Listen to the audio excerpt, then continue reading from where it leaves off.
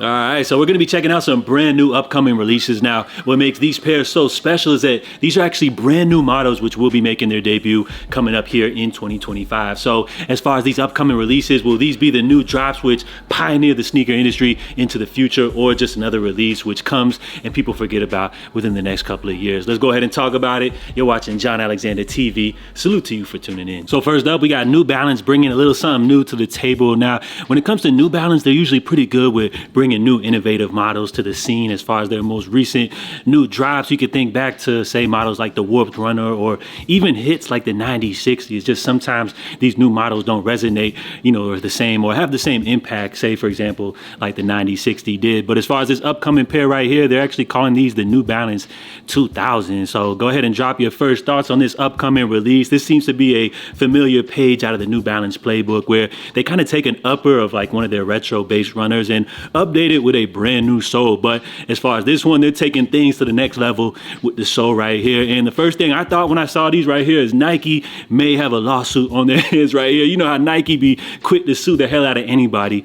Can you guys think of Nike Shocks? Most definitely. But my boys were saying, Supreme was saying these has some Reebok vibes going on with them. So let me know what you guys think as far as this model right here. I'm optimistic to see how the people respond to these. Apparently they got a whole bunch of colors cooking up as this model is getting ready to make its debut coming up later this year. So this is an interesting one. New Balance has definitely been doing their thing, and let's just see how the people respond to this one right here. But definitely optimistic as far as this first baby blue pair. I feel like this one maybe is a little more geared towards the ladies. I don't really know, but this is a cool one. As far as my personal thoughts on it, I guess nobody really cares, so maybe we'll save that if you guys care enough. Now, next up, we got Nike dropping the new Air Max DN8. Now, as far as this pair right here, these essentially will be the follow-up to the DN. So you could pretty much look at this as like the newest Nike Air Max, or like the 2025 version of the Nike Air Max, which this one right here feels like, again, they're kind of taking a page out of the New Balance playbook, where they're giving us an upper, which kind of takes you back to the elements of some of these runners, but then, of course, updating it with this crazy ass sole, which I would have to say that as far as this model right here, the sole is kind of like giving me like On Cloud type of vibes. I don't know if you guys feel where I'm going with this one right here, but I would say these ones kind of look like one of these like generic, just like 2K shoes that, I mean, I don't see the Nike design language in here, but I guess maybe that's a good thing.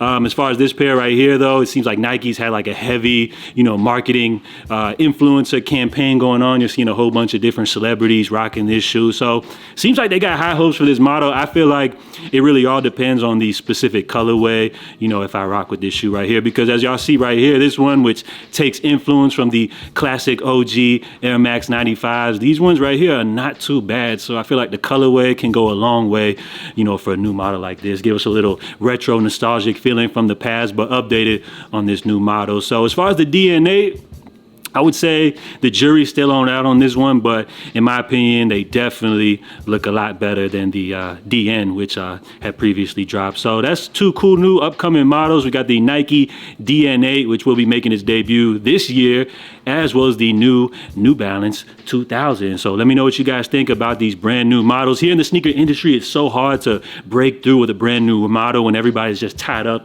on all of these retro sneakers, which seem to kind of push the industry forward. When you look at the upcoming Band 85 Bred Ones, that shoe comes from originally 85. Everybody's going crazy for that model still. So as I mentioned, it's kind of tough to break through with these newer models. So we'll see, what the future holds. We'll see if these new models make a big impact here in 2025, or if I mentioned in the intro, just another drop which comes and goes, and within the next couple of years, we're forgetting about them. Now, in other sneaker news, this isn't a brand new debut model, but Salehe Bembury, he did put out the official campaign for his upcoming New Balance 1500. These joints are called Growth Be the Tree. So again, Salehe with these crazy ass names. Now, this one right here is interesting because the 1500 is one of these like kind of more under the radar New Balance models, which originally made its debut back in like 2015, something like that. So when I think of the New Balance 1500, I think of like, these are like a real New Balance ass New Balance. Like, it doesn't get more New Balance than this. This is the shoe which people call like grandpa shoes, old man, dad shoes. This is why New Balance has that reputation, because of models like this. And with the price point, I think these are normally retail around like $230 or something like that. So as far as the Salehe Bembury collaboration, you guys already know they're going to be charging a premium. as these will be retailing at $275. Now, Salehe Bembury, he's definitely made a name, you know, with his New Balance collaborations, as well as working with various brands across the industry. I think that's really cool that he's never really known to just stick with one entity, but rather, you know, sprinkles his flowers, you know, throughout the industry with different collaborations. But as far as this upcoming release, man, I don't really know about this one. These joints are looking pretty simple. You know, usually when it comes to a Salehe release, he's known to use vibrant, crazy colors, you know, bring some crazy design elements to the table. But as far as this one, I would say pretty simple. So we'll see how quick these ones sell out. I'm guessing stock's probably going to be super low. And of course, you know, with the diehard New Balance following, they're going to be going crazy over these. So this one's dropping top of February.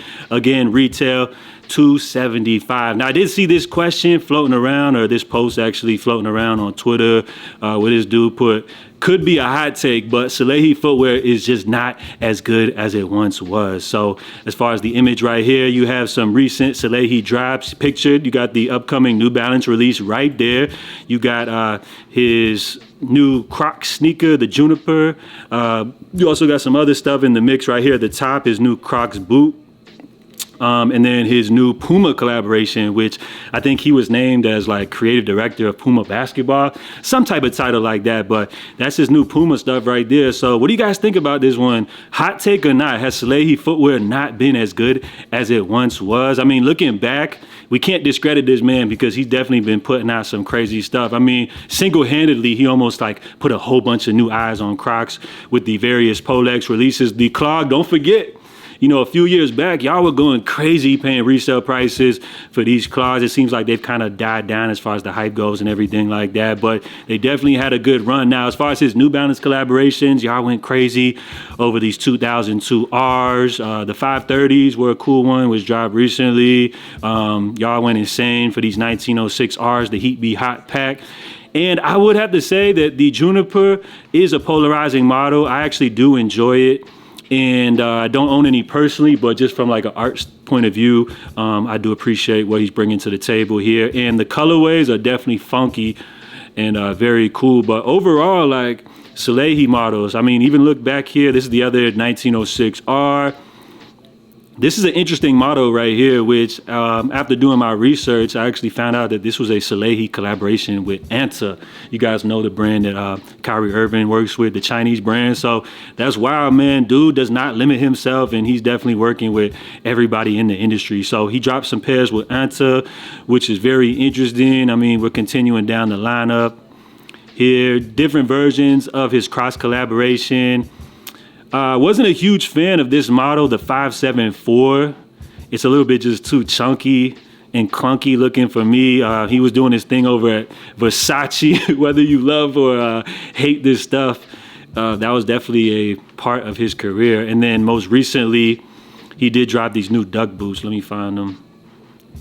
Which this one, again, is another polarizing design. I would say I'm not a big fan of this compared to like what he did with the Juniper, but it's something new. So what do you guys think, man?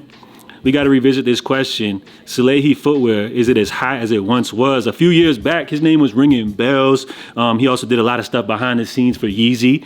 So let's not discredit this man. Somebody put colors are unique, just the models are a bit questionable. Yeah, man, I mean, with hearing that he was going over to Puma, I mean, I was saluting bro for, you know, taking that new position, but working with the models that they have over at Puma is nasty work. And I don't know anybody that could really make Pumas look hot like that, but let me stop being a hater. Somebody put, they all go with his aesthetics and I dig it. Not going to be for everybody, but I like that he's able to explore and be himself. Yeah, that's facts. First two New Balance collabs on the 2002 R were great. 1906 is good, but the rest are questionable. Okay, respect. Somebody put, he's got more creative freedom outside of just doing cool colorways and interesting materials. Now I think the original designs are cool and interesting, but when they're combined with his unique color choices, it begins to be too much for most. So this guy's saying that like when he was just doing just his colors on already established models, then it was cool. But now that he's like got a little more creative freedom, it seems to just be a little bit too much, which I could say is fair to say, but again, that's just kind of like in the eye of the beholder.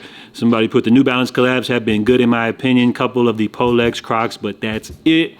Hot take for sure. I was going to say his shoe collection is the most Salehi thing ever. Obviously referring to the image right here. So what do y'all think, man? Salehi, is he still doing his thing or is he starting to fall off? Remember, this upcoming release will be dropping top of February. And as far as collaborations, I'm sure we can look forward to a lot from Salehi. Remember, he's doing his thing at Puma. The New Balance collabs will continue to drop, and he has a very big position over at Crocs. So that's just it. Let me know what y'all think. Drop your thoughts on the upcoming Air Max DN8. And what do you guys think about this New Balance 2002 model, which it seems like just hit the net today. So I'm out, y'all. Catch you guys next time. Salute.